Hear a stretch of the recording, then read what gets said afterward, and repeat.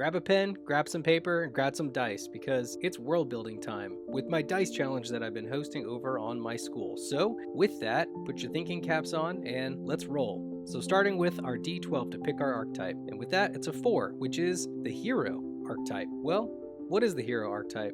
Well, I'm glad that you asked that because I've got my handy sheet right here that says the protagonist who rises to meet a challenge and save the day.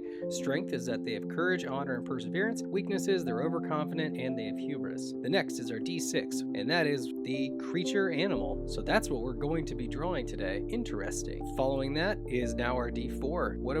Who are they? Oh, we have a 2, which is the anti-hero. So an anti-hero, creature, hero. Interesting. Last one, our D20, 7. What is that? That's Diesel Punk. All right, this should be really interesting. So whenever I was just starting to draw this, I had to try and think of something that was obviously, the hero archetype is pretty fun, but how do you mix that with an anti-hero and a creature to boot? So I kind of really wanted to draw a monster-ish figure, and I had a really good time during my Monster Mayhem, and so I was like, why not a Minotaur? That kind of seems somewhat neutral, but does kind of give a little bit of that anti-hero edge, and I really liked it. But then I also had to figure out, what am I going to do when it comes to the Diesel Punk? And some of you may even be asking, what is Diesel Punk? And that's just an aesthetic from anything from basically the 20s to about 1945. So really post-World War I and World War I-ish in some cases to World War II, just right towards the very end of it. All of these punk genres are basically your power source. And so this is whenever machinery and everything started running off of diesel engines, and so everything's very bulky. You also have a lot of Art Deco influence. So now that I had all of my basics sort of figured out, now's when I get to start coming up with a story. So here's my little story time for this character, who I'm lovingly calling Sal. So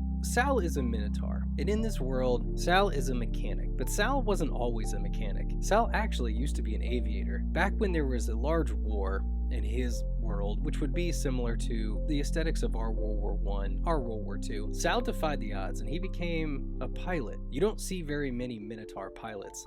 And he took a lot of pride in that. And he really enjoyed the fact that he was defying the odds as being something so large that could fly, not only fly well, but fly fast, because he was a fighter pilot, not just one that was on cargo ships, which would have been more common for his size and for his weight. However, during one of his engagements, he was shot down. Though he survived the wreckage, he was partially blinded in one eye, which then temporarily grounded him. Not being one to back down from a challenge, Sal decided to rehabilitate his eye and continue to work on the planes that he loved so dearly to create one that was not only faster than his previous downed plane, but better in all aspects. The problem was, the brass had moved on. The diesel-engined plane that he was used to flying was no longer relevant, and the jets had come and left him in the dust. Embittered by the entire experience, Sal finds himself now living as a mechanic, tirelessly trying to maintain the past one bolt and lug nut at a time. With his abundance of time and less than reputable ways of acquiring spare parts, the Pandora 2 is just about ready for her maiden voyage, and Sal can once again return to the skies where he always felt he belonged, no longer feeling trapped as if he's in a mechanical mausoleum just awaiting the inevitability of his own replacement, but up there, into the wild blue yonder, swapping out the heavy diesel exhaust for the thin, wispy air of the clouds. And even though technology may have moved on without him, he can prove he's still got some more left in the tank.